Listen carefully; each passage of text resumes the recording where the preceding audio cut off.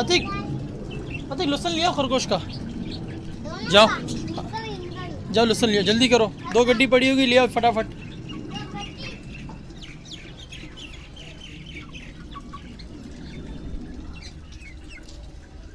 ये रे भाई मेरे जो है घर का सबसे ख़तरनाक मुर्गा भाई, सबसे लड़ाई करता है, यहाँ तक कि मेरे से भी लड़ाई करता है। हाथ लगाऊंगा ये भाग पे, आप देखना, हल्का सा यूँ करूँगा ये देखो भागने लग जाएगा।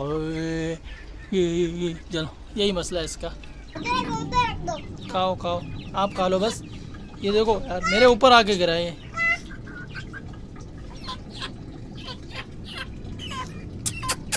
चलो यार, ये देखो लुत्सा में उनके लिए ले आया, ये शुरू हो गए भाई। अल्लाह छोड़ दो, आपके ऊपर ये फिर उड़ेंगे ना।